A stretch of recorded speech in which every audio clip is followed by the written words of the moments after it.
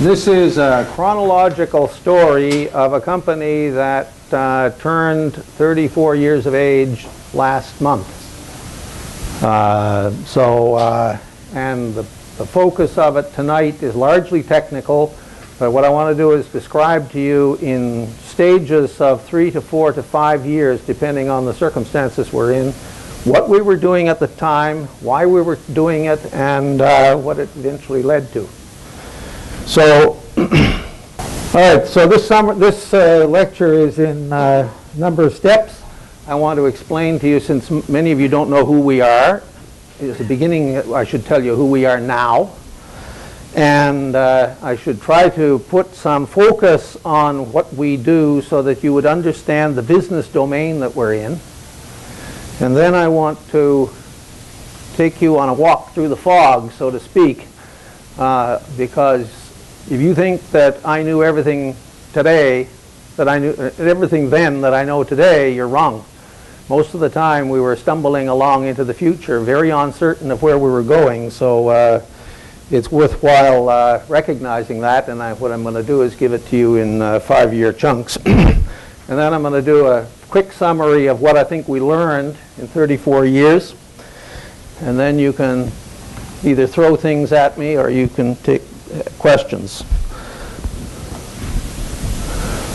So I've got a sales pitch here. This is our standard marketing sales pitch right now, and I'll go through it fairly quickly, but you need to know what we do.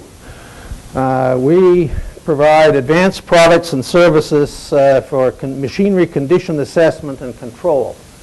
And the emphasis on that particular machinery is on rotating machinery, largely gas turbines, but not exclusively. We are involved in aviation and defense, energy and marine sectors. We were founded in 1979, and we now have 4 locations, the major one being here in Ottawa. We have an operation in Halifax, Nova Scotia. We have an operation in, this slide says Victoria, British Columbia, but the guy who was there has moved to Newfoundland. We opened a Newfoundland office about 3 months ago. And finally, we have an operation in Huntsville, Alabama, where we're focusing on U.S. military applications.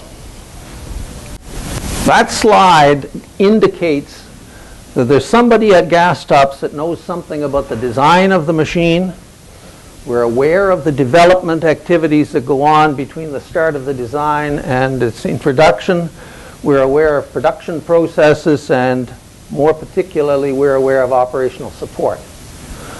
And the technologies that we bring to those different plays are controls and monitoring and maintenance systems on the bottom, and that's the longest tooth of this whole thing. And at the top of it is lubrication systems and services that we have gotten ourselves into in the last half of our lives. So that as a starting point, you should be aware that we poke around in all aspects of these machines. This slide gives you a very rough picture of how we're broken down. And on the left-hand side, we have a services component, 38% in technical services and 38% or 14% in engineering services, and the rest of it is product-based, largely associated with debris sensing in lubrication lines. The other slide indicates what the focus or who the customer is, and we're heavily involved in aviation and defense, some in transportation, and a pretty good chunk in the energy sector as well, because we find these kinds of machines in all of these places.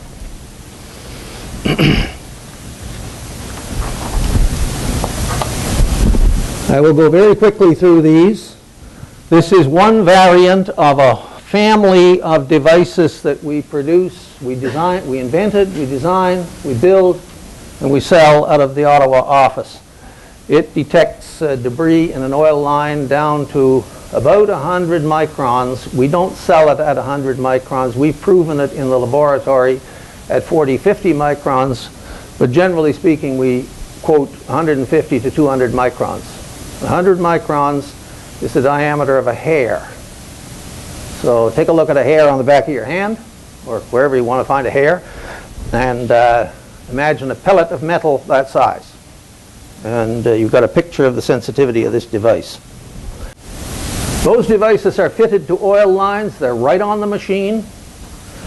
And there's all kinds of machines that are qualified for flight that are never going to consider fitting this. So we developed this device, and the can at the center will wash a filter, put all the filter through one of our tricky little sensors, make a patch at the bottom, and we slide that patch into the cavity at the back, and we can tell you what the metallurgical content of that material we washed out of the filter is. It's a less frequent sample, but it's a useful device in looking for machine damage. This device we developed in cooperation with the Wright-Patterson labs. They're interested in debris capture, which we have designed and built as well. I don't have a picture of it. And the ability to take a single chip, roughly 100 microns or thereabouts, put it on a substrate, put it in this device, and it'll tell you what the alloy content is, so you will know whether it's bearing material, shaft material, whatever the material is. And finally, this device, which we take no credit for other than to make it work. We were approached by Pratt & Whitney, said, you guys are good at winding coils and making magnetic fields and understanding how to keep these things sensitive. We have this device which is designed to detect changes in the fluctuation of a blade as it passes over the sensor, and from that you can determine whether there's a crack in the blade. It is fitted to the Advanced Tactical Fighter, and they couldn't make it work, and they took it out of the hands of General Dynamics and gave it to us, and it now works fine.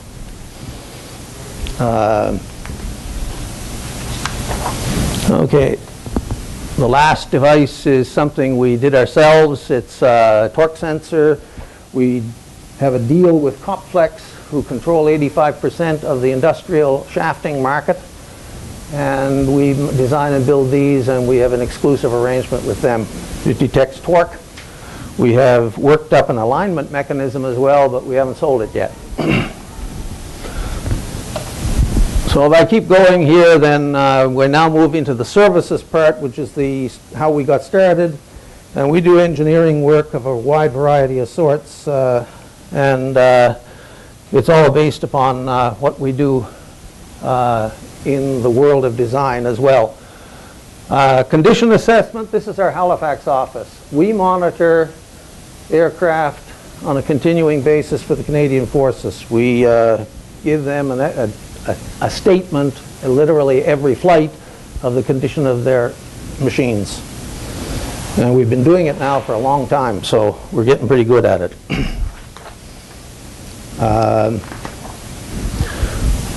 We have since been tagged, so I'm saying these words specifically so you'll get a sense of how business is developed, as opposed to I went out and I got this business. We were approached by Vector Aerospace in Vancouver, who were interested in getting out of the component repair business for the military, and they said, the military said, well, who would you have us do this? We don't want to go offshore. They said, get GasTOPS. So we wound up having this business handed to us, in effect, by Vector Aerospace, who were leaving the field, and the military were happy to have us do this. And this is all done in Halifax. Remote monitoring. This is a consequence of ships and wind turbines not being interested in managing their own data, so they hire us to do it. So we have satellite links to wind turbine fields. We have satellite links to ships. We collect the data and we watch it and give them an idea of what they're about. Okay, so that's the sales pitch. Okay, what I want to do now is talk about our business domain for a minute or two. And I use this slide to give you an idea of what it means to be an engineering company looking for opportunities in the world of machinery support. And I use the aircraft operations as my sort of root model. And in that slide, you can see on the left that the aircraft are flying around in circles, so to speak. They land, they take off, they keep coming back. There are three commonly used maintenance or fix opportunities. The one right at the flight line, and if you've ever been in an airport and somebody says we have a half-hour delay, some mechanical difficulty, that means somebody is on board that airplane somewhere changing a part. Sometimes they'll tell you that, sometimes they won't. But there's a bunch of things that can be removed and replaced at the flight line, and the trick is to get it right. To know what the diagnosis is and to get it right. The next opportunity is the main operating base, where a larger piece, commonly an engine, is dropped and some repair is done in situ. This is common to hydraulics, it's common to electronics, and certain pieces of the engine. And the final one is the repair and overhaul at some remote location or other. What's important to this diagram from my perspective is the opportunities that are presented to us to participate. Every one of these pipelines implies spares. So if you talk about a spare engine, you're talking about millions of dollars for one copy. So to have an engine replaced at a flight line, which sometimes the military are prepared to do, means they've got a spare engine. They got spare hydraulics, they got electronics. So the pipelines are full of spares. The longer the pipeline, the more spares the guy's got to keep.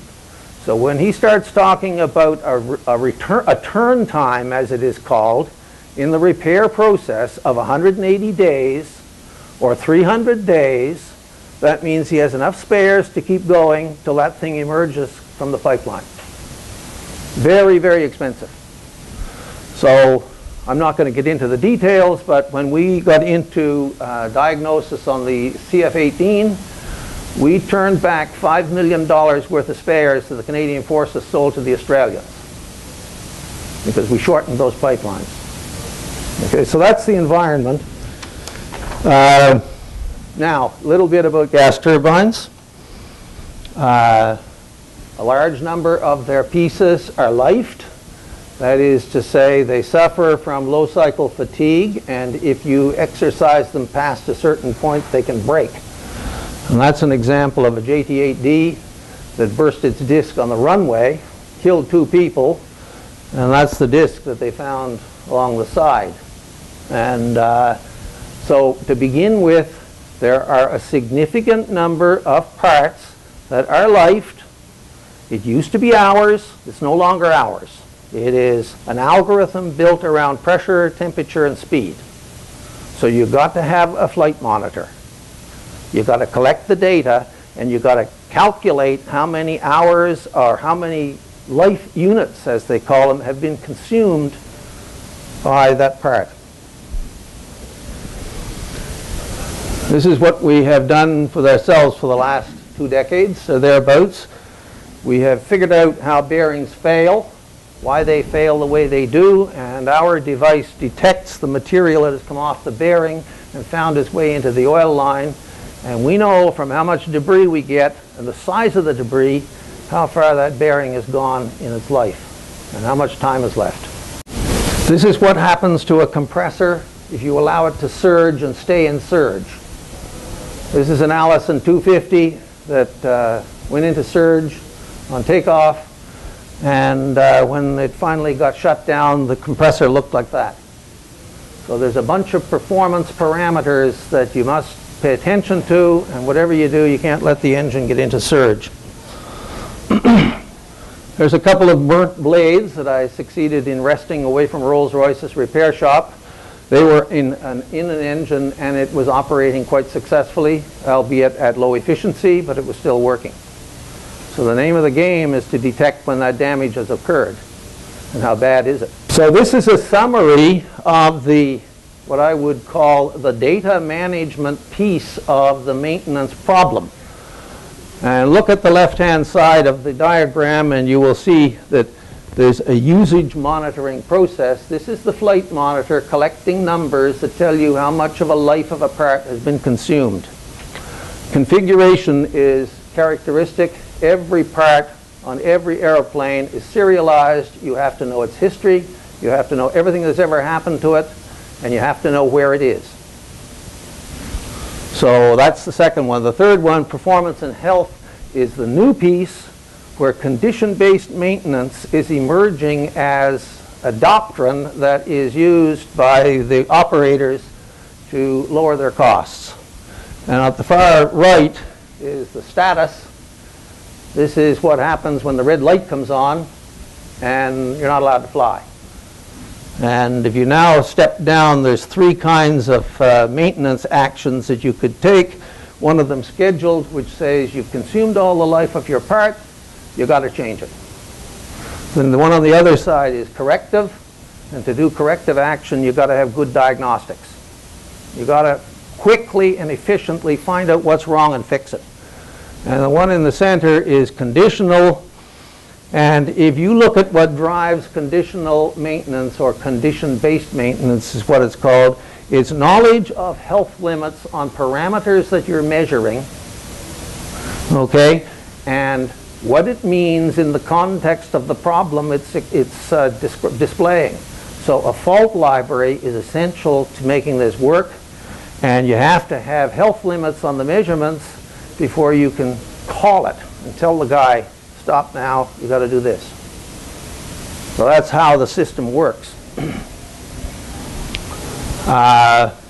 Give you an idea, a crude idea of what a fault matrix looks like. You have across the top various faults, and along the left-hand side measurements that are possible, and you have to look at the deviations away from normal, what direction they take, how big they are, and from it deduce that that's fault number one, not fault number two. So that's basically how fault matrix works, and it's all computerized. This is my diagram of what you have to do to qualify what I call a condition indicator. You have to prove, first of all, you've got to select a fault. This is not technology looking for a home. This is a problem that you apply technology to. And I hate all technologies equally. So the name of the game is, first of all, find a fault that is worth pursuing. It's costly enough that the customer is prepared to pay you to do some work to fix it. And then select the measurement suite, and after you've selected the measurement suite, you have to pass the thing through three criteria. First of all, sensitivity. Is your measurement sensitive enough to recognize the fault before it gets out of hand? Secondly, does this set of measurements point to any other fault? If it does, you're dead. And thirdly, it has to be precise enough, statistically well enough behaved that you can computerize this, because no human being can watch this stuff all the time. And if you meet all those criteria, then you can establish the warnings and alarms, and you can plug it into the fault library, and you have another piece of the puzzle for that particular suite of machinery. Now here is as good as it gets, if you want my opinion. This is actually a fault indicator we developed for the F-18. The bottom is a fuel ratio unit. That's a control system parameter which is set at a particular level to prevent the compressor from going into surge. Okay? The histogram is data collected from 5,000 flights of about 100 engines. And you can see that there's a minimum and maximum within which we're okay, outside of which it's not so good. The small numbers on the left means you've got a very, very sluggish response to the engine, and the ones on the right mean you could easily push this thing into surge. If you push it into surge, you can do a lot of damage. And that's a beautiful picture. Many of them are not nearly so nice looking, but that one is particularly nice to look at. All right. So you back away from that and you say, I'm in business now. I need to study the various and sundry customers, whether they're military, civilian, aircraft, power generation, I don't care. They all submit to this particular structure where at the very top there's a business strategy that is being put together. And here's an example. I never go near peaking gas turbines. It's a complete waste of time. They make them as cheap as they can, they run them for short periods of time, and they fix them when they break. They will not buy any of the things we sell. It's a waste of time. So by contrast, you can talk to the military and you can talk to pipeline people who do a lot of this kind of stuff, and you get a very different response. So the business they're in, the business strategy they follow is important. It doesn't do me any good. And then we get into operating practices. What are the operating practices that these guys follow? If they do 2 shifts, it's tough to sell them anything, because they have enough time to fix things during the back shift, and they'll do that. You can then get down to maintenance management practices, and it becomes a question of what they have chosen to do and how they've embraced it. And here you're starting to see opportunities for software, because they have to make decisions and they have to schedule things, they have to do all kinds of work that sometimes yields itself in software. The bottom 2, data fusion and interpretation, is all software. And the bottom one, which we have spent most of our time in, is sensors and data collection. And you need every one of these pieces in order to make a support system for an expensive machine work. Now this is a summary diagram of our business domain. It's the last of it. Across the top, equipment design, maintenance system design. These are items that the manufacturer actually does. And he holds on to this fairly tightly. Maintenance operational design is usually a combination of the manufacturer and the operator, where they're deciding how they're going to do this. And maintenance resource scheduling is 100% the operator. And then you do maintenance, you collect records. At the bottom of the diagram, there's data collection if they're choosing to do condition-based maintenance in any form. And at the end of it, with condition assessment established, and there's a lot of data collected for which condition is never established, there is a situation analysis, and the operator can either go back and complain to the OEM and say, fix this thing, it's driving me crazy, or he can make some adjustments to his maintenance practices, and that's what we look for. Okay. So that is the sales pitch. Now let's talk about GasTOPS in 1979, and we'll see if I can drag you through this thing in a reasonably efficient kind of manner. Okay, in '79, this is when the company got started. I was a relatively fresh graduate from Carleton University. I learned the lore of gas turbines from Professor Sarvanamudu here. And some of the simulation techniques I learned from him, and the rest of them I learned from my boss at NRC, Roland Gagne, who was a specialist in simulation. So when I entered private business, my skill that I offered to the world was simulation of jet engines or gas turbines. And my very first contract, or our very first contract, was with Aviation Electric in Montreal, who were designing control systems for helicopters and turboprop engines. And they kept me on board because I could very efficiently produce models for them, and I could participate in their designs. So they'd give me the design of a control system. I would model the engine, model the controls, feedback to them, and that we evolved what they called their Advanced Concepts program, and it went on for about 3 years. I persuaded the Canadian Navy to try something similar. So it got us into marine system controls. We partnered with an outfit in Montreal called Kasja Electronics, who moved into the marine control systems business around then, even though their primary business is flight simulators. And then we hatched the idea of simulation of the damage inside an engine. If we can model an engine in good condition, why can't we model an engine in bad condition?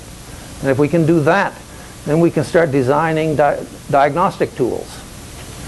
And the American Gas Association was our first such demonstration of this kind of capability. Okay? So we were a pretty small company at the time, under 10 people by 1984 or thereabouts. And so there's a few other little sideshows here. I have some pictures of this. So that's the Canadian Patrol Frigate. This is a typical model of a gas turbine, component-based, where you get your hands on a description of the compressor, the combustor of the turbine, and put together a physics-based model of the engine, and you can then predict its static and dynamic performance. You can design control systems. You can do assessments of one sort or another. When you then get to the point where you can model faults, and during this period I was heavily involved with Dr. Steen Schollander of Carleton University, and he was doing tests on turbines, aerodynamics, and I persuaded him to look at broken blades, damaged blades, bent blades, pieces missing. And he evolved a set of basic aerodynamic data that then we evolved into models of the turbine. And this is an example applied specifically to the F404, the CF18 engine, where it turns out that it's tip clearance damage, and one engine is sluggish in the dynamic response and the other engine is not, and we were able to replicate that in software. So here's a sideshow for you. This is a 150 horsepower sludge pump that we designed for the tar sands operation in Suncor up in Fort McMurray. I won't go into all the details of how we came to be a heavily used engineering company for the tar sands in that period because it's too complicated, but one of the things that they had to do by law was pump out the sludge from the bottom of their tar sands ponds. And the sludge was 3 feet deep or thereabouts, and this brought us into thixotropic fluids, which is a fluid that behaves like jello until you get it to move, and then it behaves like a fluid. So the name of the game was to design a pump that had a sufficient net suction head that you could drop it into this slop at the bottom of the tar sands settling ponds and get enough head on it to collapse the bubble around it, and once you got it moving, it would move. And they had purchased pumps from Toyo, and they hadn't been able to make them work, and they asked us if we would consider trying this, and we tried it, and as far as I know, that pump is still working. We only made one mistake. We discovered that the 150 horse motor would overheat, or didn't overheat initially. It was warm, and the sludge surrounding it would bake on it and form a layer of insulation, and then it would overheat. So we eventually had to pump water down and cool the damn thing. But it was a sideshow. It was interesting. Okay, let's move on. 85 to 90. This is a period of rapid growth for the company. Several things are worth noting here. One, we decided we were going to move into hardware. We were going to take the chance to start developing products. There's a good business reason for doing so. If you're a consultant and you're honest and you're straightforward, every time you get engaged, you give a piece of yourself away. And over time, you will cease to be a specialist, and you will go to business. So we said, why don't we take what we know, convert it into a hardware idea, and start getting into products. To do that, we needed a shop. So we wound up constructing the building we're in, which had offices and shops, which we couldn't find under rent anywhere in the city. The other thing that happened to us at this time was we realized by then, because we were fairly far down the road of gas turbine diagnostics, we realized that every engine that goes into an aeroplane has to get tested and made ready for installation. That means it goes into a test cell. And I said the place to start with diagnostics is in the test cell. In doing a quick tour around test cells, I discovered they were all World War II. antiquated affairs, and I said, gee, there's a big business here in automating and improving test cells. So we developed this thing called ADAPS, Automatic Data Acquisition and Processing System. We cooked a deal with a company called MDS Aero Corporation, and we went into the test cell business. And down at the bottom, second from the bottom, we developed an augmenter tube. So GasTOPS was going to take over the specialized aerodynamics of the intake and exhaust, and it was going to take over the data acquisition system, into which I could then introduce diagnostics. Made lots of sense. Wrong. It was a bad deal all around. I'll show you some of the things. There's the data acquisition system that we evolved. 3 consoles, fully automated. You could take an ab initio kid from nowhere and put him in front of that, and he couldn't hurt an engine. It would run you through all the tests that were required. It was fully and completely automated. It protected the engine. It protected the personnel. But competition said, for $25,000, I can buy enough electronics at Radio Shack to build something that will at least grab the data. And the buyer didn't know the difference. And I came to grief in Neosho, Missouri. This device could capture data at 10 hertz, full bore. All the data you want at 10 hertz. The specification said 3 hertz. I couldn't persuade the customer that at 10 hertz he can capture every third sample, and he's got close enough to 3 hertz. He said, but my spec says 3 hertz. I said, I'll give it up. And that's what we kept running into. Once in a lifetime they buy something for their test cell. They go on price. There's always somebody that's cheaper. And he's cheaper by not doing the job. So I said, stop, we get out of this. But it was interesting. Here's a picture of an augmenter tube that we did, and this is a very interesting design in that we got tagged to do this by the Canadians, and they had an augmenter tube that they used when they were testing the engines on the wing. So in the left-hand diagram you see the engine, the aircraft backed up into that. And the right-hand diagram, those 2 eyes down in the center of it, is the jet pipes of the 2 engines.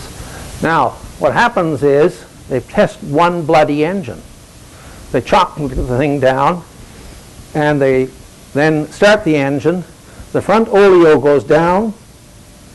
The thing swings sideways, and it bathes the side of the tube in flame. And the tubes that the augmenter tubes that they had would either fail in heat damage, or they would fail in vibration. If you made them thin enough, they would fail in vibration. If you made them thick enough, they would fail in heat transfer, stress-related stuff. So this thing has right there, and one at the top hinges. Everything is stainless steel pipe. It's sitting there loose as can be. It's not a tight tube. It doesn't have to be. The jet is coming down through the center, and it's inducing all kinds of cold flow, so the cold air is coming in from the outside through the cracks in the tube. And as the thing gets bathed in flame, the thing just distorts on its hinges. When it cools down, it comes back. I've never had a call back on that tube. It scared the hell out of me. It's the only thing I ever designed that I couldn't test before I delivered it. So I had to go like a designer of a bridge and hope to God I got it right. As it turned out, we did. But I was by then getting out of the business. Okay, almost on scene at the bottom of this diagram is we took over the parts tracking of the 404 engine from the Canadian Forces. This is a big deal. Once you admit to this parts game, you got to know where your parts are, and you got to know what they are, what's happened to them, etc., etc. And they had a contractor by the name of Quasar who one day just got up and walked away. They said, we don't want to do this anymore. So we got a call from the Canadian Forces asking for a software engineer. I said, I don't have any software engineer. I got mechanical engineers that know something about jet engines. I said, that's good enough. So we wound up taking this over. I changed our whole company. So diagrammatically, that's what a parts tracking system looks like. It's a father-child, grandchild kind of structure. You break it down further and further and further, and every part is serialized, and you know because it's attached to the left engine or the right engine, you know where it is. Now the good thing about this system is, as you collect measurements about control systems, about compressors, about anything, you can hang the data on that thing. So this becomes simultaneously a tracker of parts and a tracker of data. It's a huge contribution to the process. And we took it over, and it wasn't long before we were developing Mark II, Mark III, Mark IV, and it was becoming very interesting to everybody. The other thing that I glossed over in that diagram was that we started something called decentralized management. Here's what it looked like. 3 divisions, one devoted to instrumentation, one devoted to controls and simulation, and one devoted to maintenance software. Okay? Now the rationale behind this is when you hire an engineer or any other person that works with his head, and you walk by his office or you walk by his desk and you look at him, you can't tell what he's thinking about. He might be thinking about last night's date. He might be thinking about the problem you're asked him to solve. He might be thinking of it, so you don't know. So unless you involve yourself in every project, you can't know. So the logic of my mind worked that said, let's break this down, let's get each guy responsibility for a particular part of the company, and let's grow it on the basis of a decentralized structure where each of these guys has independence. Okay? So they had control of their projects, they had control of hiring, they controlled their budgets, they controlled customer interactions, and the company provided all the administrative services on a centralized basis. We basically sold each of these divisions service. And what the company gets out of that is a lot of very valuable hands-on experience, okay, that they would otherwise never get. So for a little company to start effectively training management was a great idea. Okay, let's keep going. So this is 1990 to 1995. We move into oil monitoring. I came to the conclusion that we had saturated the market as far as performance monitoring was concerned, as far as modeling and the kinds of things we did. I looked at the other pieces of it, and it's basically vibration and oil monitoring. That's the whole enchilada as far as condition assessment is concerned. I concluded that I didn't want anything to do with vibration, so we moved into oil monitoring. And the idea was that we would develop this software system to an expert level that we could then do diagnosis using oil. And the libraries are full of this stuff. However, the market said within a year, we don't want more of that. We want something online. So we went out and we bought this company called Census from AECL, Atomic Energy, who were getting out of the business. And they had something called Ferroscan, which was a strictly ferrous debris monitoring device. Okay, we also began this development of flight line troubleshooting and adaptation of this software.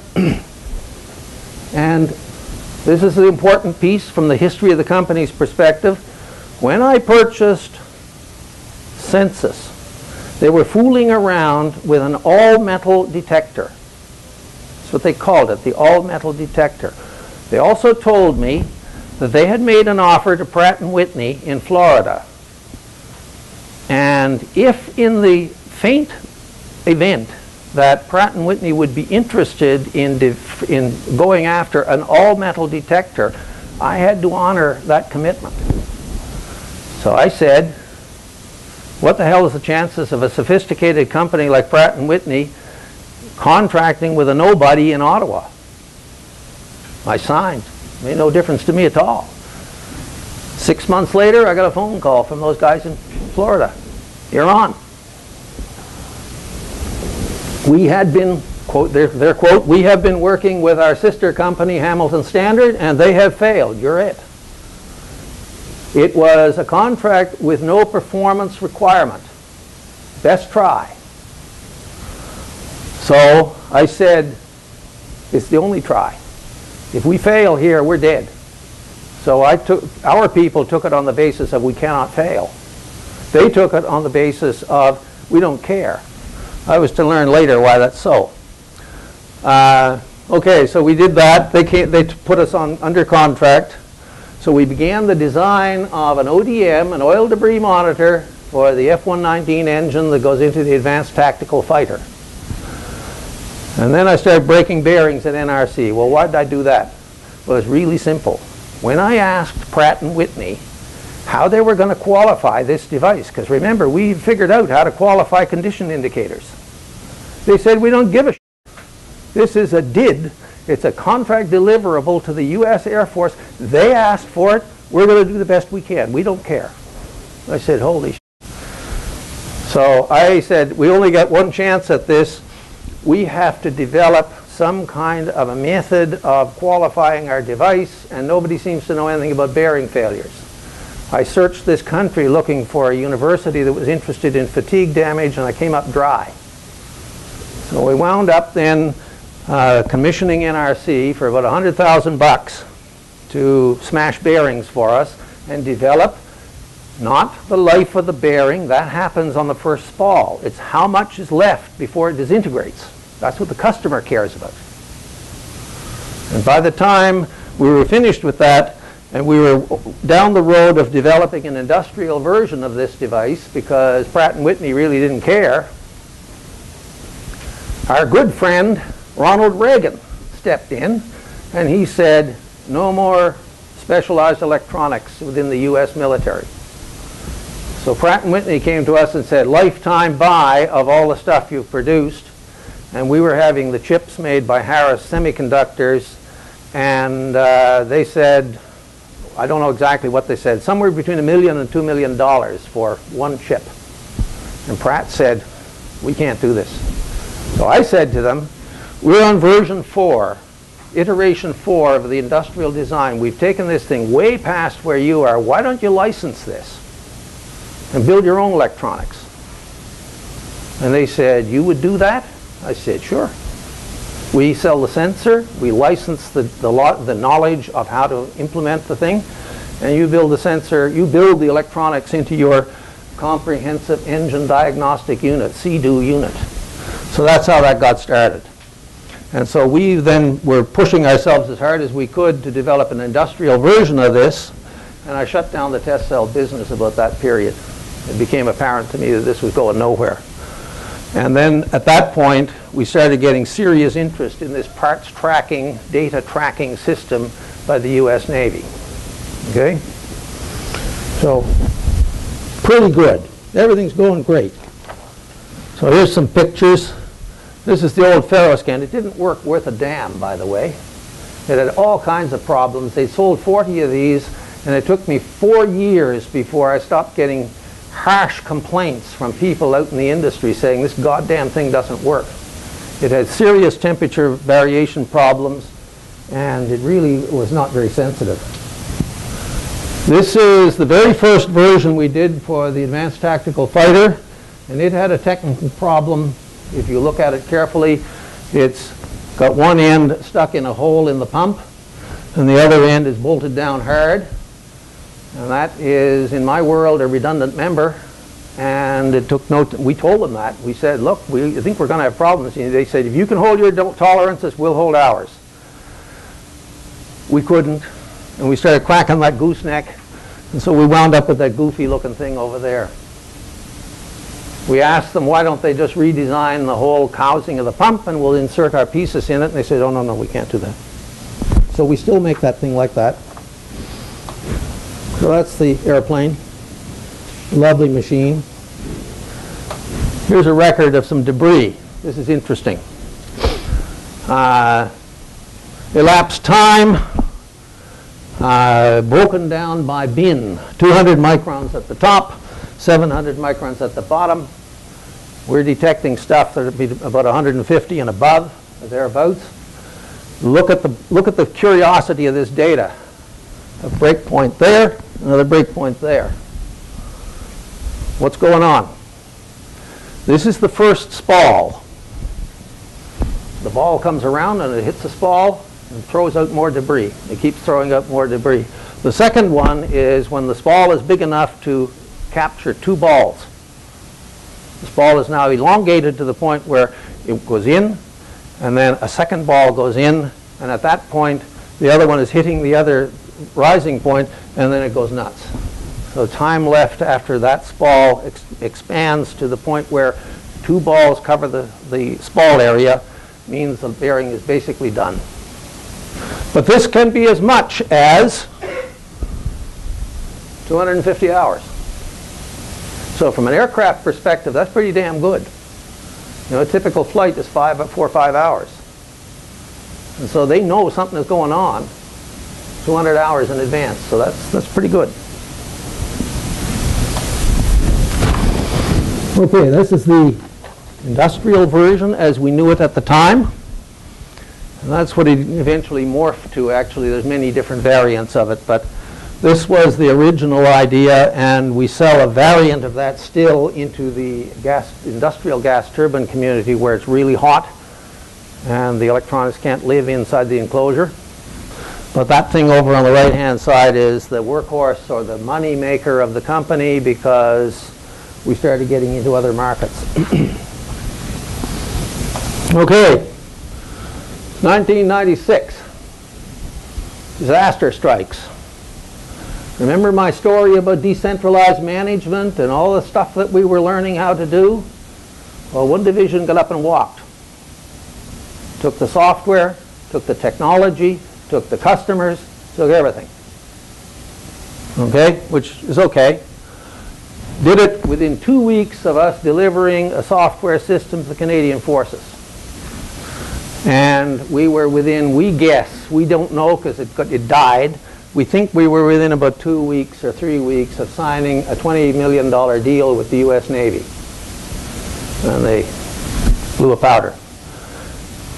What is more troubling is that there was a systematic attempt to destabilize GasTOPS and effectively destroy us. They were given advice by lawyers that said, what you're doing is illegal, so the way to fix it is to kill the guy you left, and then he won't have the resources to go after you. So I initiated a lawsuit, in part to slow them down, in part because I was pretty pissed off. Over the next 12 months, 46 people left the company out of a total of 87 people. And we began the process of righting our ship and struggle to stay alive, which lasted about 3 years before we got ourselves straightened around. So that's what happened. So 1996 to 2000 is what I'd call a period of realignment. We abandoned decentralized management. We went back to a traditional functional structure. We realized that our vision of the future could never be realized. We just had a huge chunk of our company go away and start competing with us. We wound up spending $1.2 million to hire and train new people and to complete existing contracts where they did not get canceled. So the system we eventually delivered to the Canadian Forces was a year late, but we delivered it. There were 2,000 software trouble reports through that period to give you an idea of what we were facing. The other nasty part of it was that the Canadian government were persuaded we were going to die, and they wanted clear title to all of the software, and if you know anything about the laws of Canada, we own that software. So they forced us into a corner to sign over the rights to that intellectual property. The government. Who did you think? Oh, well, that was the try. At the same time, we opened the service center in Halifax, and we started getting early sales of this metal detector into the industrial market in a rational kind of way. So we keep going. 2000 to 2006, new head of steam. We're starting to right ourselves and everything is working again.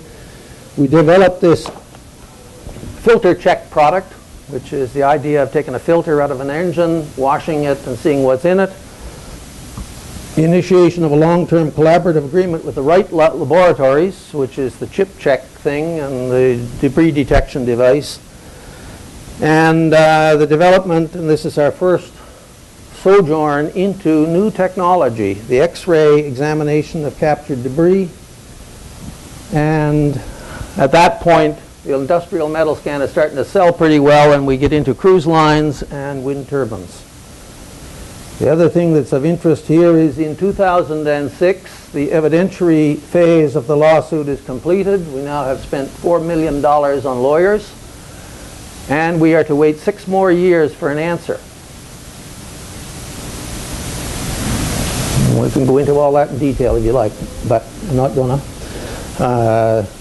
Anyway, in the meantime, the Joint Strike Fighter program is upon us. We were suppliers to Pratt & Whitney. They won the engine for the Joint Strike Fighter, so we're on board with them. In addition to that, we get on board with Lockheed Martin because of the lift fan, so we now have an ODM on the lift fan as well. And we got a call from the Europeans who were pissed off with Eaton, and they said, we want to turf the Eaton device, and we want to put your device on the Eurofighter. So that was all quite good news. So that's the Joint Strike Fighter. That's the advanced, that's the European fighter. That's our filter check. That's our chip check. You do one debris. And this has become a big market for us, by the way. And cruise lines. We now have 85% of all the cruise lines in the world are fitted with this metal scan device on all of their pods. It's the only complaint I have is they're not building them fast enough. But we're doing okay with it. Okay. 2006 to 2012.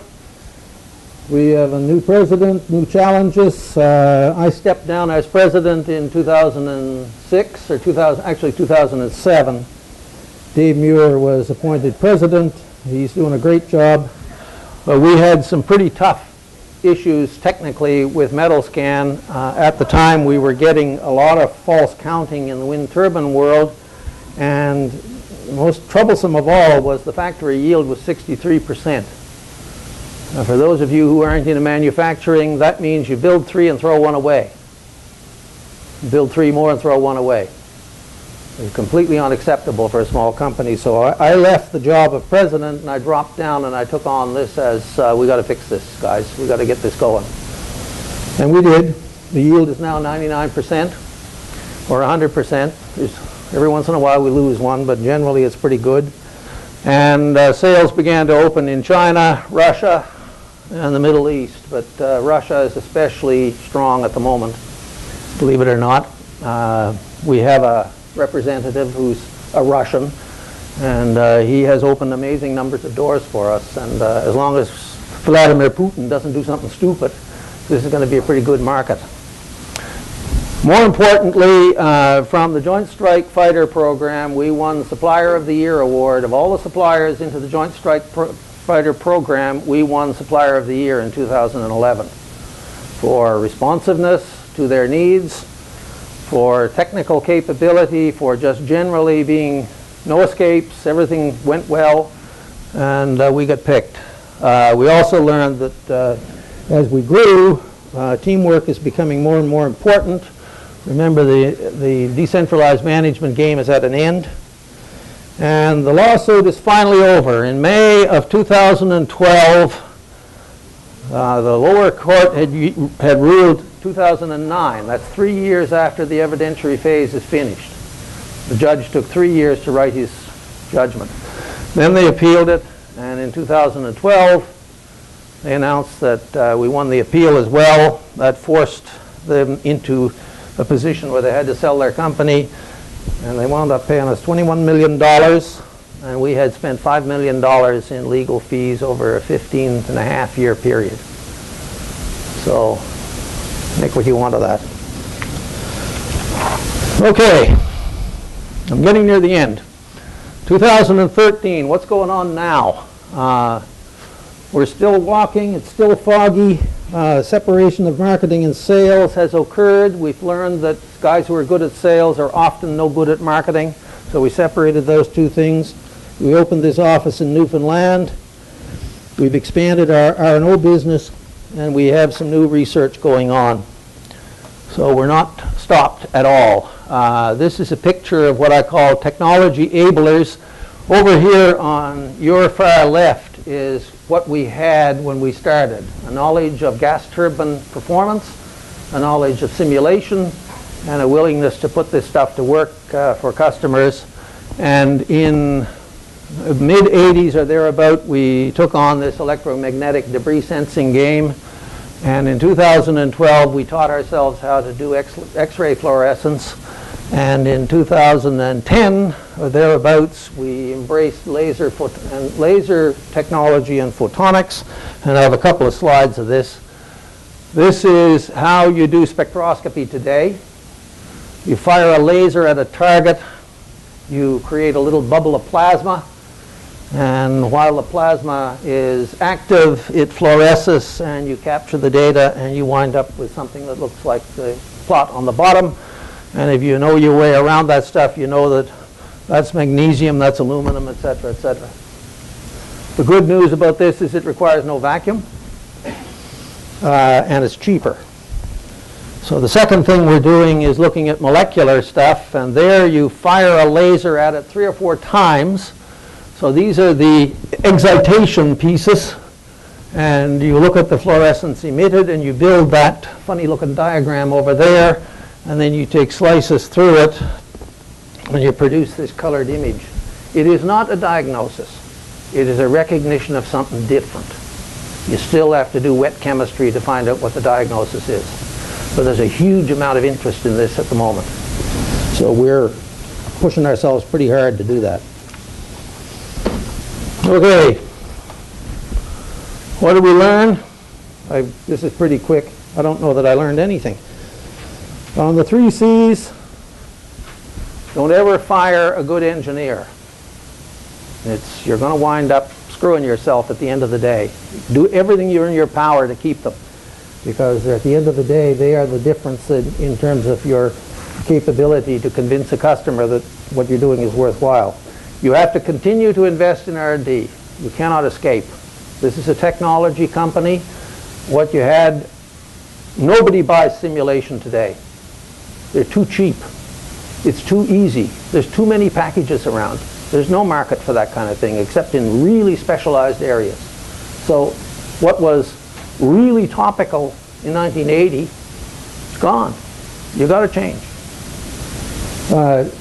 Teamwork is a big force multiplier. You can never learn that well enough, as far as I can tell. On risk, what did I learn? Well, you get used to it. It comes with the territory. I have 2 pieces of advice for anybody who is in business. Do not try to grow faster than 25% per annum in a technological sense. You'll go nuts. We did it. It's not fun. It's not fun. And it's really hard on everybody.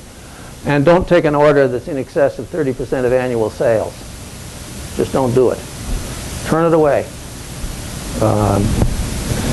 The other bits and pieces of things I think we learned on organization, stay away from decentralized management. It's a craft. It is not a science. And we learn very slowly. If you think that this is something you can go to school and do, I think you're wrong. I have little or no time for MBAs or any of these kinds of things. Stay with your technical know-how and learn this the way everybody else learns it.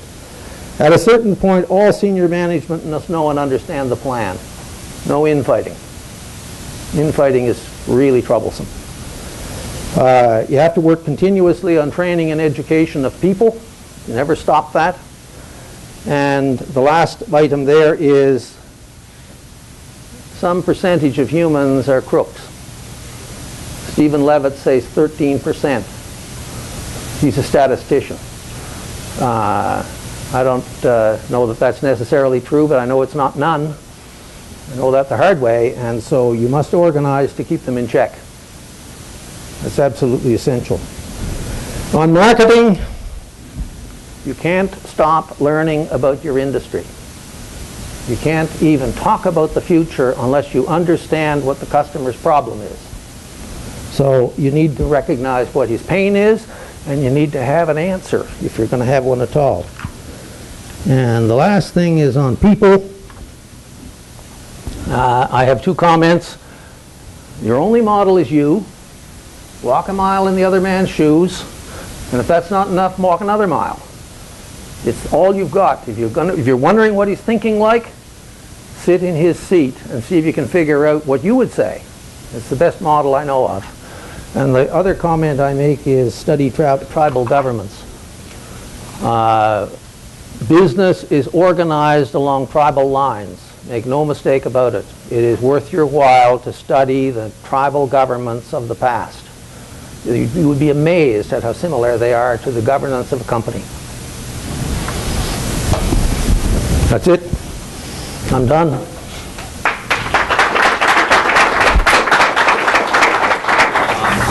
So my question is, when you got started, like all from the beginning, you were working for another company. How did you transition into starting on your own? Like, where did you get the money from, and the people, and you know, all that? Well, first of all, the first part of the question is easy. I got fired. Oh, it happens. I won't tell you from whom, but the issue was ethics, and I was not prepared to tolerate what I was being asked to do. As far as the money is concerned, I borrowed $5,000 from my mother, I borrowed $5,000 from my sister, and $3,000 from my brother, and I paid them 13% interest annually without fail on the 1st of March. So I had $13,000 to play with. That's how it started. The rest of it has to do with all self-financed from there. And then my next question is, how did you first find different contracts, in terms of you don't really have credibility because you haven't done any work, so having to go through, you know, companies and show them that you could do this job, how were you able to convince them that, you know, you're able to? All right, well, here's the example I will cite, was Suncor, which is really out of my field. I have a classmate from Nova Scotia that went up to the tar sands after we graduated from Nova Scotia Tech. And I was in Calgary one night, and I called him up. I said, Phil, what are the chances if I flew up to Fort McMurray you could give me a tour of the plant? He says, no problem at all. So I did. And I met the chief engineer, and he was bitching and complaining about the fact that his steam nozzles in the conditioning drum were only lasting 10 days. And he had these scattered around his office, different pieces, they're all pieces of metal about that big around, all torn to rat shit by steam. And I looked at them, and I didn't know what to do, but at the time I just said, but I said to him, would you let me take 2 or 3 of these home with me? And he was amazed. He said, yeah. He said, nobody ever asked for one of those pieces of junk before, so I took 3 of them. And I had them sitting on my table. And then one day it dawned on me what was wrong. They had a straight neck part in that nozzle. And steam doesn't like that. So I sketched up a change for him. I faxed it to him. And I said, try this. It's going to cost you nothing. Just take the existing design, stick it in a lathe, and cut it like this. Here's the angle. It lasted 6 weeks. I got a call from him saying, you get your ass out here, we've got all kinds of work for you guys. That's how you do it. Do something for nothing. Prove to them you can do it. When I was working for the Canadian Navy, I regularly asked them for a familiarization tour on a ship. 5 days at sea. They'd say, you'd go to sea for 5 days? I said, yeah, I want to know more about this ship. Oh, okay. So it didn't take long before we were working for the Navy. And that, more than anything else, is how you do it. If you take the Probably the biggest example is the when we introduced the metal scan to the industrial market. The LM2500 was the most populous engine on the market at the time. It also had the most serious bearing problems. I said, we have to find 2 places within 250 miles of Ottawa, and I'm going to go and I'm going to give them these gadgets. So we found 2 cogen plants in New York State, and the deal was simple. Wait for a shutdown, we'll come in, we'll install them, we'll hook it all up, you run it. If there's any problems with it, we'll fix the problems. Just keep quiet until we got this all sorted out, and if it's good news, we want you to tell the world about it. And within a year, they were standing up in user meetings. There's all kinds of gas turbine users meetings saying, this gadget works, this is really a good thing, you should have one of these. And we started selling into that market. There is no other way I know of. Mm-hmm. And it makes no difference to me whether it's an engineering service or it's a product. You have to do that. One more question. Well, far away. Okay, pretty much in terms of when you started, I guess first of all, did you start completely on your own, or did you have like somebody else with you in terms of other engineers and you working together? No, I was all alone. All alone. However, I have lots of friends. Even though I'm a miserable bastard, I have a lot of friends.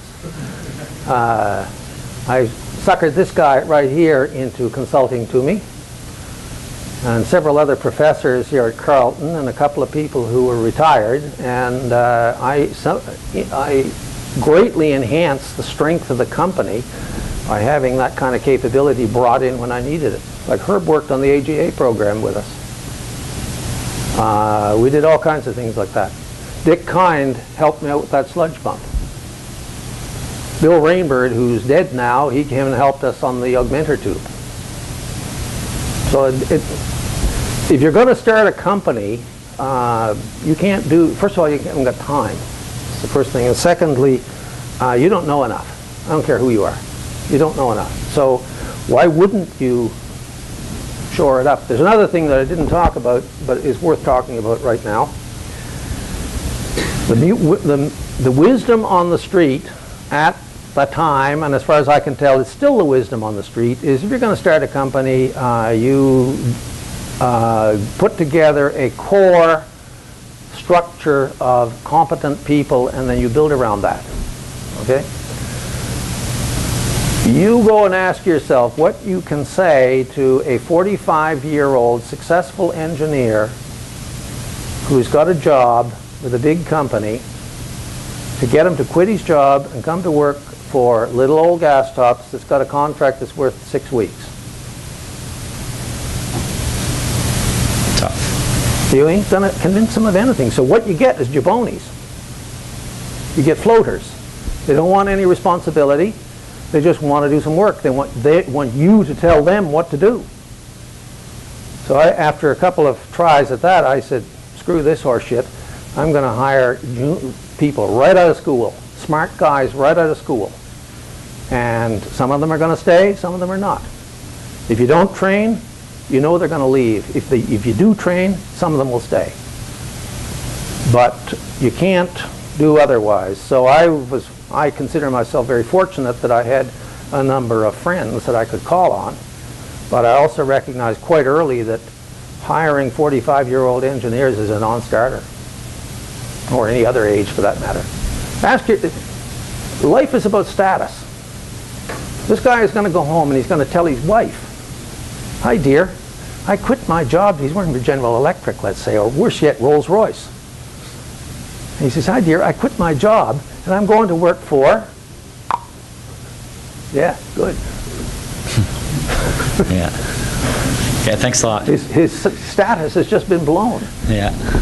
I came within a gnat's eyebrow of hiring a Navy captain. The company was by then approaching 100 people, and his wife stopped it.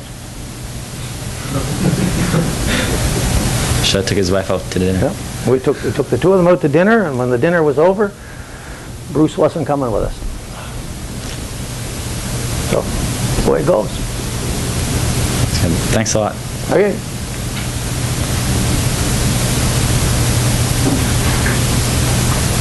Yes, sir.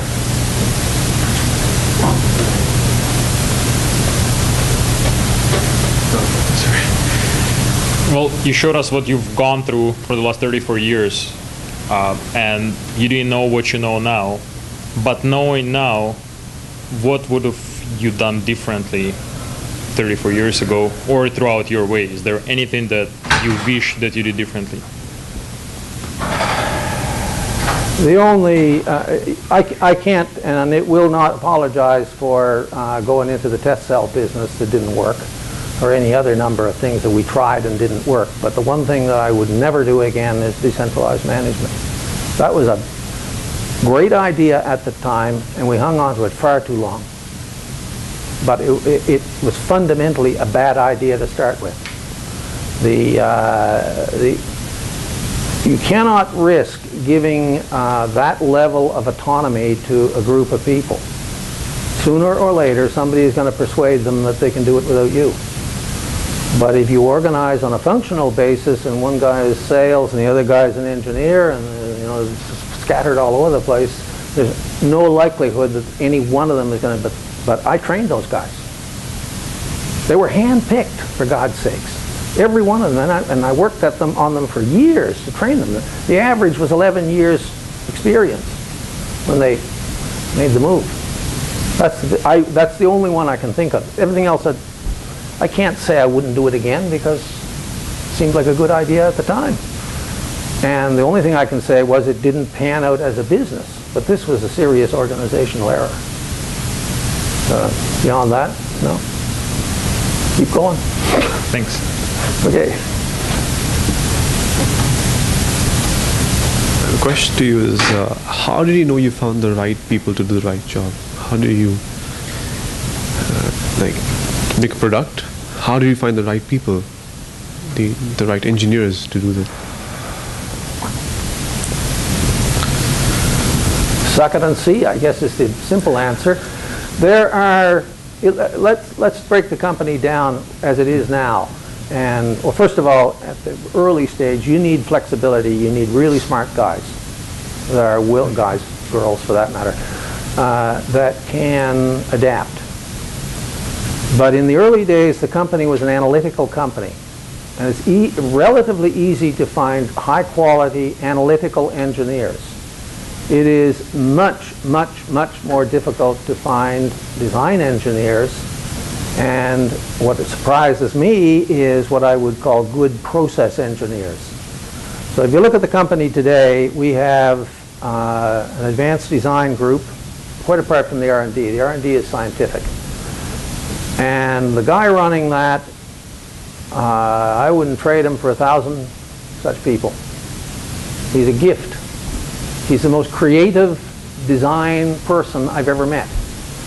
He can come up with ideas that just scare you. He's worked for us for 30 years. And he's gradually emerged. This is the kind of guy he is. By contrast, I have a guy running the factory who is not a very analytical individual, and I wouldn't describe him as terribly bright. He's okay, he's a good guy, but he is a master at process. And he understands that a factory has to have process. Everything has to be defined, everything has to be organized. So I would argue that engineers, the task of an engineer is to organize work for other people to do. He is a master at that. Every once in a while you're going to need brilliance in design. But after the brilliance is over, now you need a process. So I've tried a lot of people, I guess that's what it comes down to, and what I've also found is that people that do not do well in the job you've assigned them will not stay in it. So it seems to be what one guy called a self-licking ice cream. It seems to fix itself. But all you can do in any practical sense, and this is something I follow assiduously, is hire the very best brains you can find. And don't underestimate the value of an academic record. A guy, not all of them, but a hell of a lot of them that come out of places like this with an A average are damn smart. And they can adapt to all kinds of things. Here's a little story you can take away with you as a, you just reminded me of this. I used to be a steel rigger. I was a farm kid, never intended to go to university. Out of the question. So I was a steel rigger. And one day I came to the conclusion I was either going to be a drunk or dead by the time I was 40, so I decided to go back to school. And I was interested in design things, but I was really interested in English literature and humanities and this kind of stuff. So I said, well, I got nothing to lose except a year, and a year is nothing, so I'm going to take engineering. So I got halfway through that year. It was pretty tough. I had been away from school for a long time and my average was shitty. And I finally said, you know, I really should see whether I am really suited to this. So as a guidance counselor on the campus, the priest, and I went to see him, and he said, well, why don't we just put you through the standard aptitude test, which in those days was big cardboard sheets like that, and you punch the holes in where the questions are, and then he held them up against templates of doctors and engineers and everything. So he went through about 15 of these different ones, and he put them all down, and he smiled at me, and he said, well, you're no good for anything.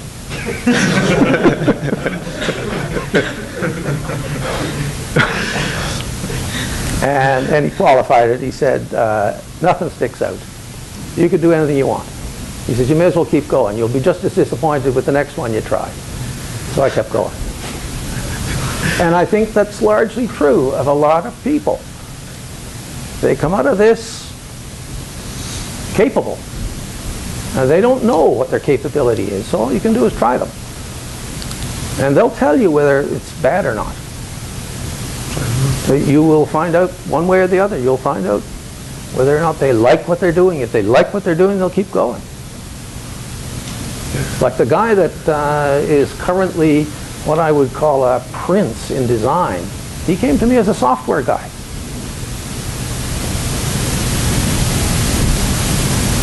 He tried his hand at design and he liked it, kept going. Now he's a crappy process engineer. He hates process. He's a creative individual. I have another guy that's in sales. Very, very focused individual. He's an engineer. He's a crappy marketer. He is focused on sales. He wants to make another sale. It's like shooting a rabbit or something. I don't know what it is. So I've given up, or we've given up on asking him to do marketing. He just, I don't know, he just can't, won't. Whatever it is, it doesn't matter. He's good at sales. His job is not in jeopardy at all. But I don't know. There is no direct answer to that question that I know of. You can't tell by talking to somebody whether they're good at something or not. I can't. I wouldn't know. You can't even tell whether he's honest or not. So if he's got good marks, he's willing to try, he's generally capable, given an assignment, he'll probably do okay. After he's done it a while, then he'll decide whether he wants to keep doing it or we'd like to do something else. A lot of people have left the company because they wanted to try their hand at something else. I've had people come in who went off and became doctors. I've had people come in and took law. All kinds of that stuff. There's nothing wrong with that. I consider that normal.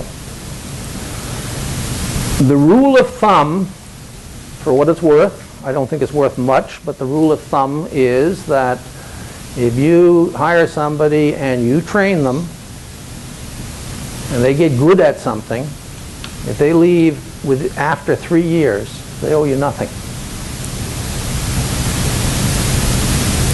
They have delivered enough value in those 3 years to justify the fact that it's time to go. And I've never questioned that. So it's about all I can say about it. It's the way it is. Okay. Thanks. Okay. Sure. When you were doing your engineering program in Carleton, have you ever thought of starting a company? And after graduating, at what point you got that thought to start a company or to be an entrepreneur?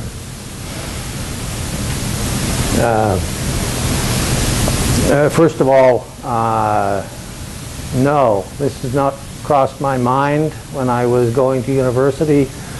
I was a very focused guy going through university. Remember, I was a steel rigger before, so I'm back to school, and I had 14 weeks in which to extract everything I possibly could from the head of that guy or whoever.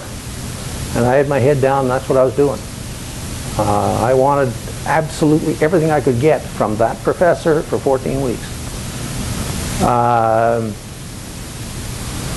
Then you go to work. I would say, to the extent that I can claim that there was any plan here, I would say that I had always been interested in English literature. I had always been interested in human psychology.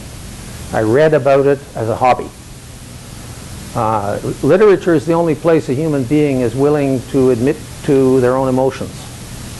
So literature is where you learn about how people behave. Psychology is crap.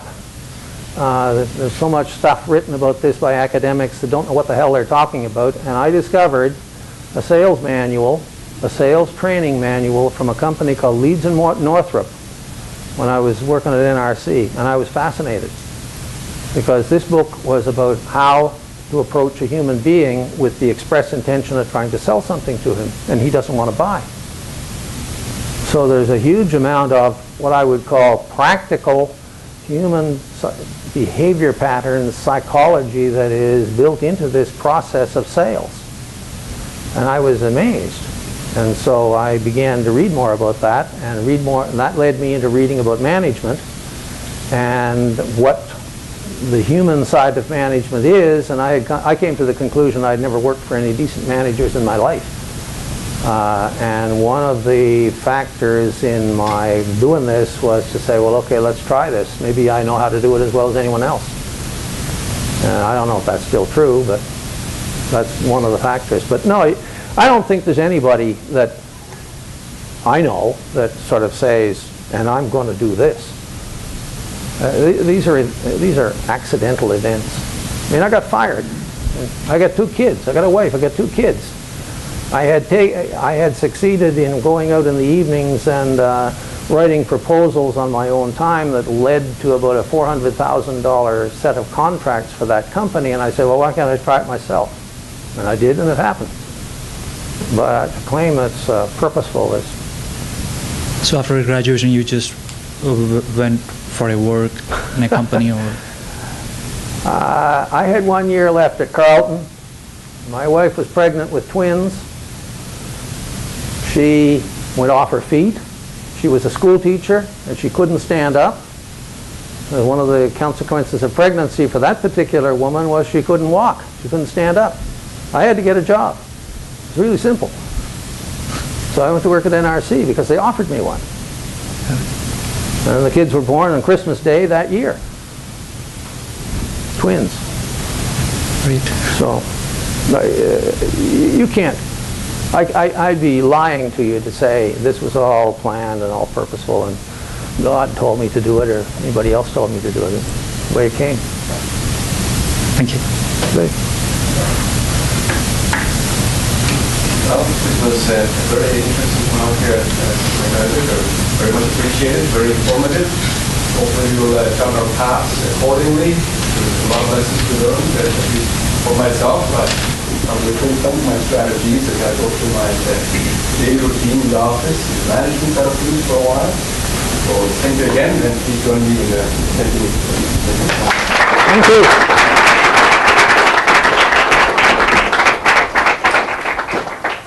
Thank you very much. It's been fun.